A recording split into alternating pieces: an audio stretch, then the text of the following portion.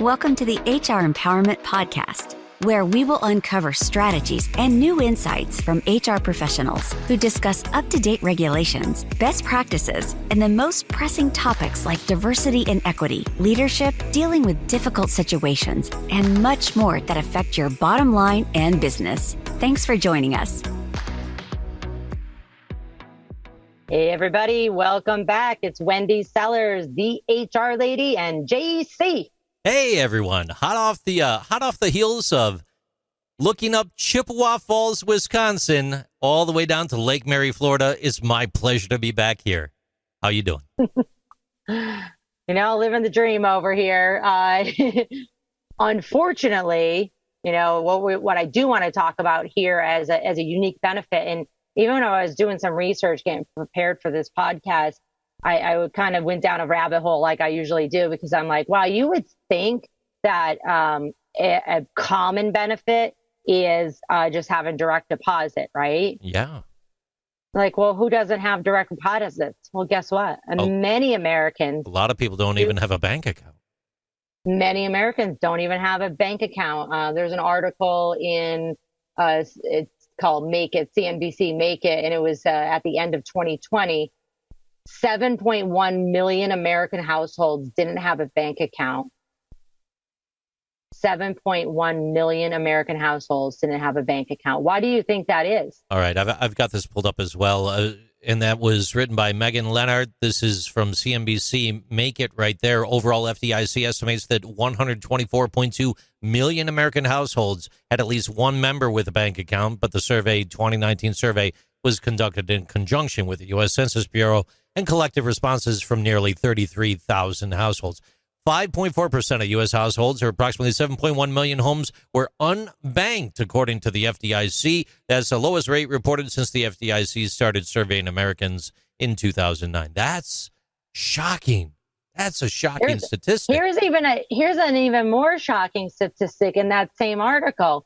Among those 7.1 million that didn't have a bank account, more than half, 56.2%, didn't want one. They weren't interested in obtaining a checking or savings account at all. The reason is the fees. Yeah. Most banks require you to have a minimum balance in order to have an active bank account. Well, that minimum balance may be the difference between having groceries that week or not. And so they just say, no, I'm not going to have a bank. So what does that mean? That means employers need to get creative and look up, well, how am I going to pay them? Because direct deposit's the easiest and the cheapest. So one thing to remember, ladies and gentlemen, the Fair Labor Standards Act, 1938 statute, dictates how workers in the U.S. receive wages. And currently workers must be paid in American currency, which is rooted in the statute's origins, according to many people that have researched this across the country. So legally, the reason I'm putting this build-up here in place, the payment of wages in cryptocurrency is not officially recognized at this time. A lot of people have said, just pay me in Ethereum, pay me in Bitcoin. I'm going to revolutionize the way it's going to be. There's still laws and acts in place that you do have to be mindful of. Yeah, absolutely. Speaking of laws, there are laws across the United States about if you can or cannot have a mandatory direct deposit requirement in your organization. And more states than not say, no, you cannot do that. I'm looking at a list here from Paycheck.com, and almost every single state, I'm seeing a couple yeses, you can allow that, but most states are saying, no, you cannot mandate that your employees must have direct deposit because, again, 7.1 million Americans do not have a bank account, which means you as the employer then need to get creative. And we know that's going to cost money. And we also know that it costs time. Direct deposit happens, in theory, instantaneously, but it's usually overnight, where printing a check or giving a cash card is something that's going to take a little bit more time and money, right? I'm just trying to wrap my head around getting paid in Best Buy gift cards right now. No, what I meant by the gift cards is the here's a Visa card, Right. and or whatever it might be, and you can use this anywhere, and we're going to keep renewing this or reloading this card. So that is now your paycheck. Here's your card, and on Friday your paycheck will be on there. But you, as the employer, Creative. you need to be providing that card, and then you need to be providing access to their online account, and you need to be providing what happens if I lose it. How do I turn it off? And who's taking care of the fees? Who takes care of the fees to have that card in place? Right.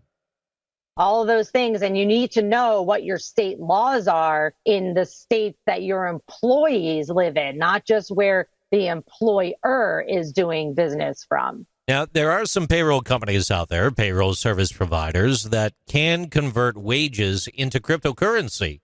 But you still have to take a deeper look into that. A lot of this is emerging right now. And some of the crypto markets on the recording date of this podcast are currently down 71% from where they were just even a short 6 months ago. So I keep bringing up the crypto thing because it's a huge point of contention for a lot of people out there. They want to go deeper into that crypto world.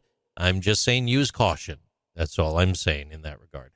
Yeah, it's funny that you bring that up. I actually just saw my my first crypto ATM this week.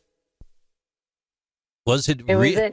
It was a real thing. Yeah. Yeah. Yeah, is in a drinking establishment around the corner here from my house, and I walked in there and I was going by the bathroom and I was like, oh my God, there's a crypto ATM. I don't know anything about crypto. Yeah. So I was just kind of like giggling about it, but I was like, I don't really know what to do with this. But now I want to go look it up to see. Okay, I want to go use this ATM. What do I do? What do I do?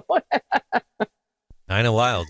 Hey, with the paychecks, bank access, ATMs. You mentioned ATMs, but traditional ATMs, having those on site at your facility, cash cards. You talked about those, but the ATM thing. Now, from the employer perspective, should you have an ATM on site at your facility? Should that be a key focal point? Would that be a benefit for you? I guess it depends on the industry that you're in as well. Yeah.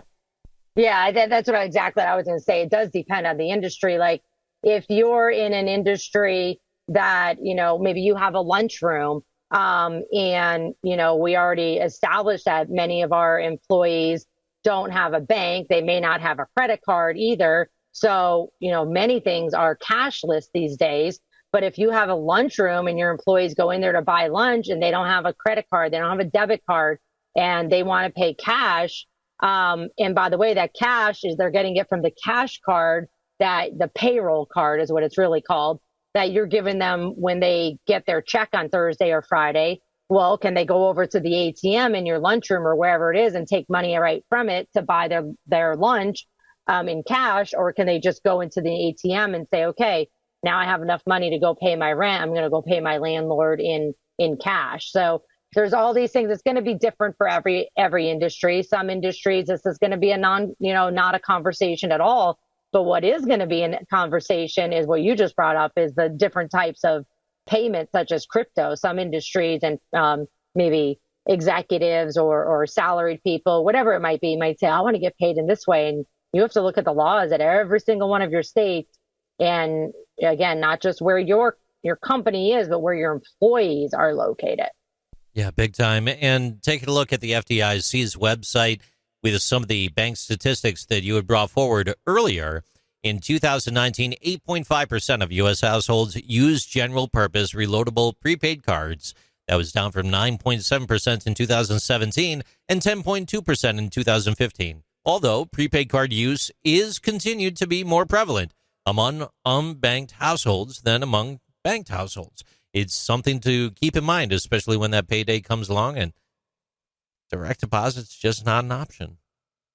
Yeah, and it's also, you want to be aware of your worker demographic, lower income households, less educated households, Black, Hispanic, American Indian, Alaskan Native, disabled households are less likely to use a bank credit card or a bank ATM card. And so you do need to really get with your HR department and this is where it's important to start tracking this information of the demographics of your employees, because sure, if you have a small company of 25 employees, you can physically, view people and guess at what their demographics are. But let's really get the actual information and then ask your employees, what do you want? With that said, let's end this session here and go on to our next episode, our final episode, where we are going to talk about what other benefits do people want and a few more statistics and survey results. Thank you for joining the HR Empowerment Podcast, brought to you by Aurora Training Advantage. We hope you've gained new insight and strategies to navigate the HR profession. We look forward to you joining us again on the HR Empowerment Podcast.